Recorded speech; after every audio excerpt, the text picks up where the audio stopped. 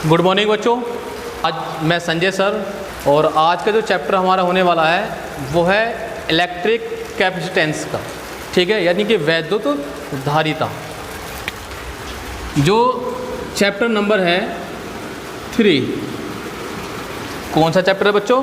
Chapter number 3 है आज का, जिसका नाम है इलेक्ट्रिक कैपेसिटेंस अर्थात वैद्युत धारिता। बच्चों आपने देखा होगा कि यदि हम कोई बर्तन लें, ठीक है, 2 बर्तन लें, एक छोटा बर्तन ले लें और एक बड़ा बर्तन ले लें, उसमें पानी अगर हम भरते हैं तो पानी किस प्रकार से, देखो छोटे बर्तन में कम पानी आएगा और बड़े बर्तन में ज़्यादा पानी आएगा, ये तो आप अच्छे से जानते हैं ना, ठीक है। इसी प्रकार से अगर हम छोटे बर्तन में जो पानी हमने भरा है उसकी जितनी क्वांटिटी है, यानी कि जितना उसका वॉल्यूम है, केवल उसके अंदर उतना ही पानी आएगा। इसी प्रकार से बड़ा बर्तन जो हमने लिया है उस बर्तन में उसका जो वॉल्यूम है जितना, यानी कि जितना उसका आयतन है उतना ही उसमें पानी आएगा, ठीक है। इसका मतलब उसकी जो कैपेसिटी है वो कैपेसिटी मान लिया 1 लीटर है तो 1 लीटर से ज़्यादा उसमें पानी नहीं आ पाएगा, 1 लीटर ही पानी उसमें मैक्सिमम आ पाएगा। कम से कम तो कितना भी कर सकते हैं आप, लेकिन मैक्सिमम जो उसके अंदर पानी आएगा वो कितना होगा, 1 लीटर होगा, ठीक है। इसी प्रकार से मान लिया दूसरा बर्तन जो था वो 2 लीटर का था तो उसके अंदर जो पानी आएगा वो कितना आएगा, 2 लीटर आएगा मैक्सिमम, और कम से कम कितना भी हो सकता है, ठीक है, 1 ग्राम भी हो सकता है, 2 ग्राम भी हो सकता है, 3 ग्राम भी, लेकिन मैक्सिमम तो 2 लीटर ही होगा, ठीक है बच्चों। इसी प्रकार से अगर हम जो 1 लीटर में हमने पानी भरा है उसको भरते चले जाएं तो 1 लीटर जो उसकी क्षमता है भरने की वो वहाँ तक तो भर जाएगा, लेकिन जैसे ही हम फिर बाद में भी पानी उसमें भरते चले जाएं तो जितना पानी हम 1 लीटर जितना पानी उसमें भरा जाएगा उसके बाद बाकी एक्स्ट्रा पानी नीचे गिरता जाएगा, यानी कि बर्तन से कहाँ निकल जाएगा, बाहर निकल जाएगा।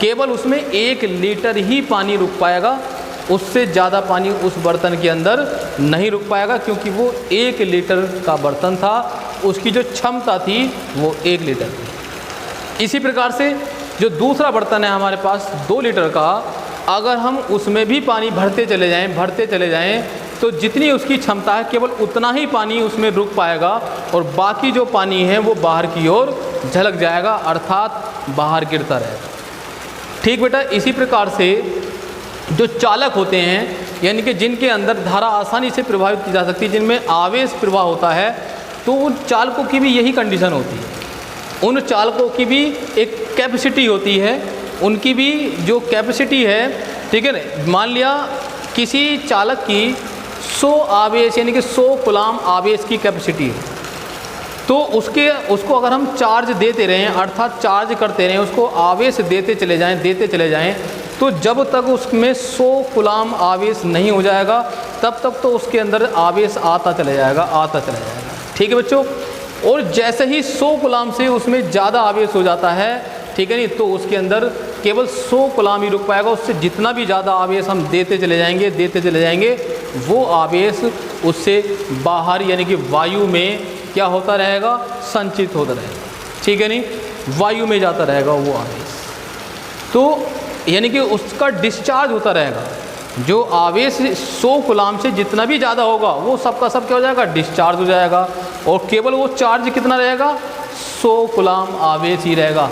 बच्चों इसका सीधा एग्जाम्पल मैं आपको बताऊंगा कि जैसे आप अपने घरों में इन्वर्टर यूज करते हैं, इन्वर्टर के साथ एक बैटरा होता लगा हुआ, ठीक है, तो बैटरी हम जो चार्ज करते हैं बैटरी, तो वो बैटरी में जितना चार्ज यानी कि जितनी उसकी कैपेसिटी है उसमें उतना ही चार्ज रुक पाता है, और जैसे ही वो फुल हो जाता है तो आपका इन्वर्टर बता देता होगा कि बैटरी फुल।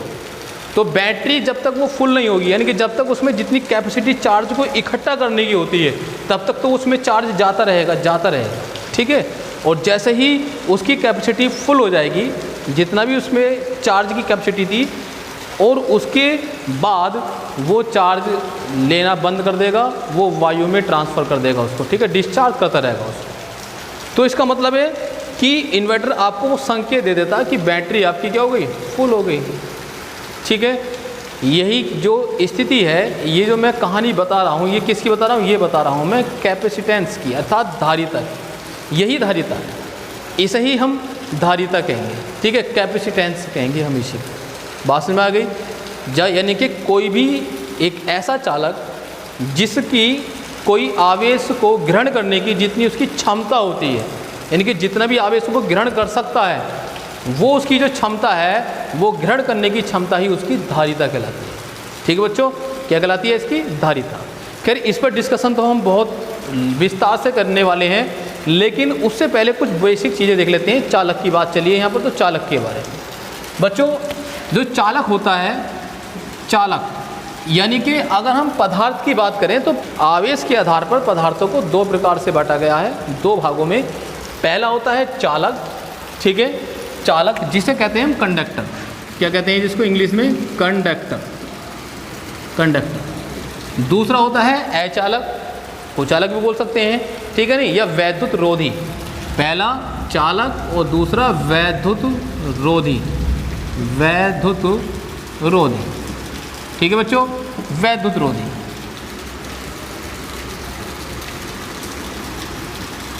वैद्युत रोधी, ठीक है। इसे इंग्लिश में कहते हैं, क्या कहते हैं इसको? इंसुलेटर। इसको कहते हैं इंसुलेटर, इंसुलेटर, ठीक है। इसको हम परावैद्युत भी कहते हैं, या परावैद्युत, परावैद्युत, ठीक है। इंग्लिश में कहते हैं परावैद्युत को डाइलेक्ट्रिक, डाइलेक्ट्रिक, डाइलेक्ट्रिक, ठीक है बच्चों। परावैद्युत, इसको हम वैद्युत रोधी को यानी कि इंसुलेटर को परावैद्युत भी कहते हैं और परावैद्युत को इंग्लिश में कहते हैं डाइलेक्ट्रिक। तो ये बात थी हमारी कि यानी कि आवेश के आधार पर पदार्थ को दो भागों में बांटा गया, एक चालक और दूसरा वैद्युत रोधी अर्थात परावैद्युत, ठीक है। अब ये जो चालक पदार्थ हैं ये कौन से होते हैं? ठीक है, चालक पदार्थ, इनकी अगर हम बात करें बच्चों, चालक पदार्थ किसे कहेंगे हम? चालक पदार्थ वे पदार्थ होते हैं, ठीक है नहीं, कौन से पदार्थ होंगे? वे पदार्थ होंगे जिनमें आवेश वाहक, आवेश वाहक का मतलब होता है जो आवेश उसके अंदर चलते हैं, जो इलेक्ट्रॉनों को लेके चलते हैं। तो वे पदार्थ जिनमें आवेश वाहक पर्याप्त मात्रा में होते हैं, कैसी मात्रा में होते हैं? उसमें पर्याप्त मात्रा में होते हैं, वे पदार्थ चालक अर्थात कंडक्टर कहलाते हैं, ठीक है नहीं।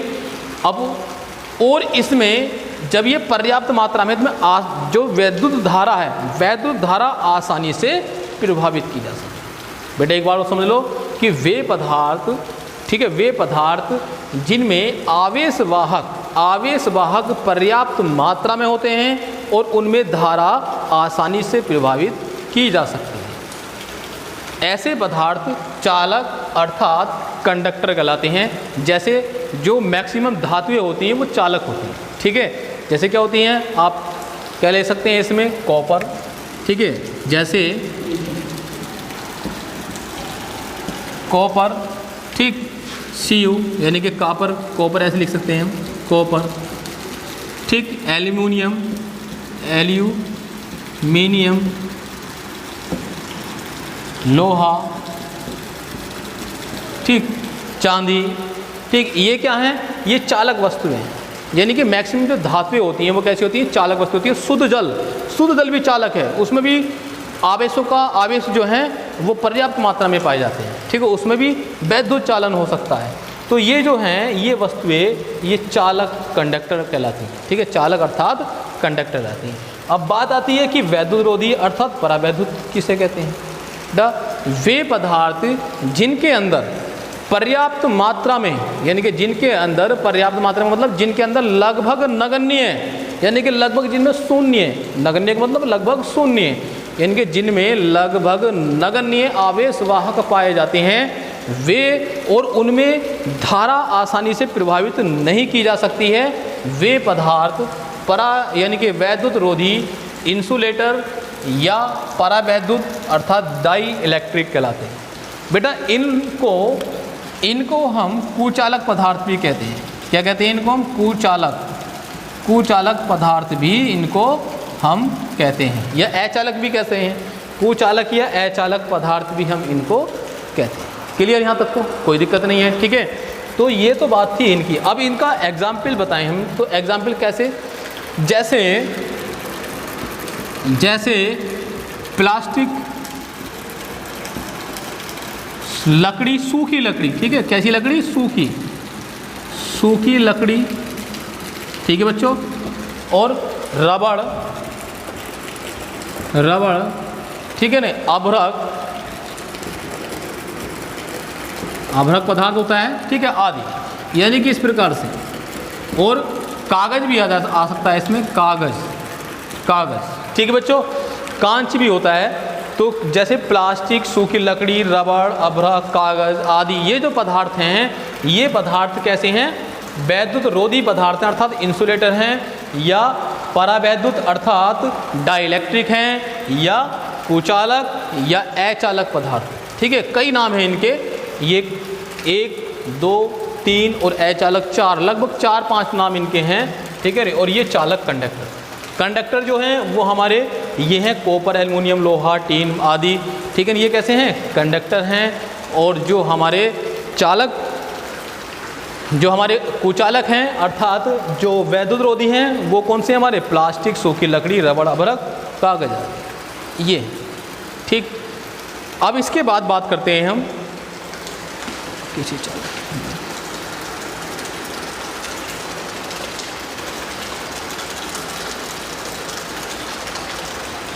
अब बात करते हैं हम कि किसी पदार्थ के अंदर जो पदार्थ यानी कि चालक, किसी चालक पदार्थ के अंदर मुक्त इलेक्ट्रॉन और बद्ध इलेक्ट्रॉनों की बात करते हैं। किसकी बात करते हैं, किसी चालक यानी कि पदार्थ के अंदर मुक्त इलेक्ट्रॉन और बद्ध इलेक्ट्रॉन, बद्ध का मतलब होता है बंधे हुए, यानी कि जो बाउंडेड इलेक्ट्रॉन होते हैं उनकी बात करते हैं, ठीक है बेटा। तो अब किसकी बात करते हैं कि किसी चालक के अंदर यानी कि चालक में सबसे पहली बात चल रही है इसकी, ठीक है, चालक में मुक्त इलेक्ट्रॉन तथा बद्ध electron,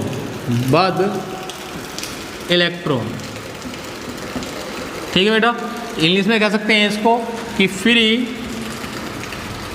electrons and bounded electron, यानी कि बाउंडेड इलेक्ट्रॉन इन कंडक्टर, ठीक है बेटा।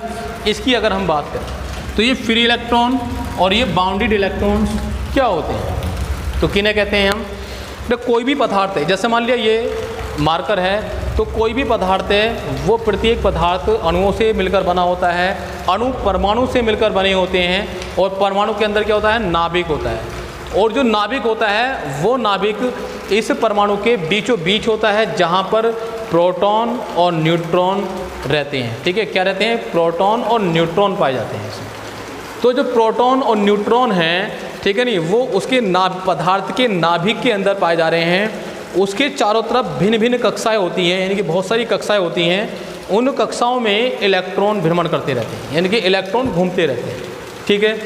अब ये जो नाभिक है, इस नाभिक से इलेक्ट्रॉन जितने पास होगा, यानी कि सबसे नाभिक के पास वाली कक्षा में जो इलेक्ट्रॉन होते हैं उन पर इस नाभिक के कारण लगने वाला नाभिकीय बल, यानी कि उसे कहेंगे हम आकर्षण बल, एक आकर्षण बल लगेगा, अट्रैक्शन करता है वो इन इलेक्ट्रॉनों को अपनी ओर, तो लगने वाला जो नाभिकीय बल है वो बल सबसे ज़्यादा अधिक होगा।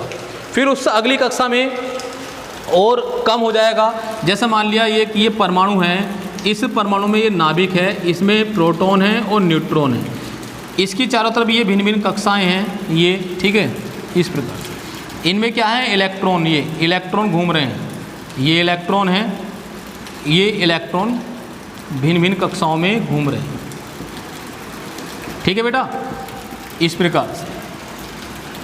अब ये जो इलेक्ट्रॉन घूम रहे हैं, देखो जो इस नाभिक के पास वाली कक्षा है इसमें नाभिकीय बल सबसे अधिक होगा, ठीक है, इससे अगली वाली कक्षा में नाभिकीय बल कम होगा, फिर उस अगली वाली कक्षा में नाभिकीय बल और ज़्यादा कम हो जाएगा, और सबसे बाहर वाली जो कक्षा होती है उसमें नाभिकीय बल और भी ज़्यादा कम हो जाता है। सीधी सीधी बात यह है कि नाभिक के इलेक्ट्रॉन जितना पास रहेगा उस पर नाभिकीय बल अधिक लगता है, और जितना उससे दूर होता चला जाता है उसका नाभिकीय बल उतना ही कम होता चला जाता है। क्लियर? यहाँ तक कोई दिक्कत नहीं है बच्चों। तो इसका मतलब ये है कि जो पास वाली कक्षा में इलेक्ट्रॉन होते हैं वो बाउंडेड होते हैं। कैसे होते हैं बेटा? बाउंडेड होते हैं, यानी कि वो अपने स्थान को छोड़ नहीं पाते। क्लियर? और जो सबसे बाहर की जो कक्षा होती है उसमें इलेक्ट्रॉनों पर नाभिकीय बल बहुत कम लगा होता है, वो जो इलेक्ट्रॉन हैं वो कैसे होते हैं? उन्हें कहते हैं मुक्त इलेक्ट्रॉन। ये क्या है? मुक्त इलेक्ट्रॉन। सबसे बाहर वाली कक्षा में जो हैं इलेक्ट्रॉन वो मुक्त इलेक्ट्रॉन होते हैं, और ये मुक्त इलेक्ट्रॉन किसी दूसरे पदार्थ में, दूसरे परमाणु में ट्रांसफ़र हो जाते हैं। अगर हम एक पदार्थ को दूसरे पदार्थ से रगड़ते हैं तो इलेक्ट्रॉनों का ही आदान प्रदान होता है, और ये जो इलेक्ट्रॉन आदान प्रदान होते हैं ये मुक्त इलेक्ट्रॉन होते हैं। बेटा इसी के आधार पर मैंने आपको समझाया था कि जो चार्ज हैं वो दो प्रकार के होते हैं। जहाँ पर इलेक्ट्रॉनों की कमी हो जाती है वो धनात्मक चार्ज हो जाता है, और जहाँ पर इलेक्ट्रॉनों की अधिकता हो जाती है वो ऋणात्मक चार्ज बन जाता है। ठीक है नहीं? इसी प्रकार से यहाँ पर जो है ये बाहर वाली जो इलेक्ट्रॉन है, हम तो मुक्त इलेक्ट्रॉन की बात करें, फ्री इलेक्ट्रॉन, तो ये क्या है? मुक्त इलेक्ट्रॉन है। बेटा जब ये इलेक्ट्रॉन किसी दूसरे पदार्थ में, यानी कि किसी भी पदार्थ में जब ये ट्रांसफ़र हो जाते हैं, तो जिन पदार्थों में ट्रांसफ़र हो जाते हैं वो धनायनों का काम करते हैं। अर्थात कहने का मतलब ये है कि ये इलेक्ट्रॉन जिन अन्य परमाणुओं में ट्रांसफ़र होते हैं वो धनायनों का काम करते हैं, और वो धनायन ही बाउंडेड होते हैं, यानी कि वो स्थिर रहते हैं, वो अपने स्थान को नहीं छोड़ते। वो कैसे हो जाते हैं? बाउंडेड हो जाते हैं। उन्हें कहते हैं हम बाउंडेड इलेक्ट्रॉन। ठीक है? वो बाउंडेड हो जाते हैं। तो बाउंडेड इलेक्ट्रॉन कौन से हैं हमारे? या तो वो है जहाँ पर ट्रांसफ़र हो गए, जो जिस परमाणु में ट्रांसफ़र हुए हैं वो परमाणु स्थिर हो गया। ठीक है नहीं? उसमें अगर जो भी इलेक्ट्रॉन जाके स्थिर हो जाते हैं वो बाउंडेड हो जाते हैं। और इसके अंदर जो है सीधे सीधी बात अगर समझें हम, तो नाभिक के पास वाले जो इलेक्ट्रॉन होते हैं वो कैसे होते हैं? बाउंडेड होते हैं, अपने स्थान को छोड़ नहीं पाते हैं जैसे। ठीक है? क्या होता है? देखो यहाँ से इलेक्ट्रॉन एनर्जी को ट्रांसफ़र करता रहता है बाहर की ओर, कि अपनी कक्षा को छोड़कर दूसरी कक्षा में जाएगा, और दूसरी कक्षा में जाकर इलेक्ट्रॉन को एनर्जी देकर अपनी ही कक्षा में वापस आ जाता है। ठीक? तो ये सबसे बाहर की जो कक्षा है ये कैसे होते हैं? मुक्त इलेक्ट्रॉन। लेकिन ये अंदर वाले जो इलेक्ट्रॉन हैं ये अपनी कक्षा को छोड़ तो देते हैं, लेकिन इस परमाणु को नहीं छोड़ेंगे। किसको नहीं छोड़ेंगे? इस परमाणु को नहीं छोड़ पाते हैं। इस परमाणु को कौन से इलेक्ट्रॉन छोड़ते हैं? केवल बाहर के इलेक्ट्रॉन छोड़ते हैं, जो बाहर की कक्षा में होते हैं, ये चले जाते हैं। ठीक है बेटा? ऐसे ही जिस परमाणु में भी ये जा रहे हैं वो परमाणु धन आयनों का काम करते हैं, और जो धन आयन होते हैं वो धन आयन ही बाउंडेड हो जाते हैं। कैसे हो जाते हैं? बाउंडेड। वो बाउंडेड यानी कि बद्ध इलेक्ट्रॉनों का काम करते हैं। किसका काम करते हैं? बद्ध इलेक्ट्रॉनों का। और ये जो है जो जाते हैं वो मुक्त इलेक्ट्रॉनों का काम करते हैं। ठीक है बेटा? क्योंकि जाके क्या बना देते हैं? पेयर बना लेते हैं। तो ये थी बात हमारी कुछ बेसिक चालक की और वैद्युत रोधी की। अब थोड़ी सी वैद्युत रोधी की बात करते हैं। तो ये जो वैद्युत रोधी पदार्थ हैं, अर्थात जो परावैद्युत है, इनको भी दो भागों में बांटा गया। इनको कितने भागों में बांटा गया? दो भागों में। देखो ये जो हमने बात करी ये चालक की बात करी। अब इसकी बात करें अगर हम, तो ये दो प्रकार से इनको वर्गीकृत कर सकते हैं। एक तो ध्रुवीय आधार पर और एक अध्रुवीय आधार पर, एक पोलर और एक नॉन पोलर। ठीक है नहीं? एक पोलर इंसुलेटर या डाइइलेक्ट्रिक, पोलर डाइइलेक्ट्रिक, और एक नॉन पोलर डाइइलेक्ट्रिक। अब ये पोलर और नॉन पोलर क्या कहलाते हैं इसको और समझ लेते हैं, फिर सीधे सीधे आते हैं हम धारिता पर, अर्थात कैपेसिटेंस पर। जो कैपेसिटर है, फिर सीधी सीधी बात करेंगे हम कैपेसिटर की।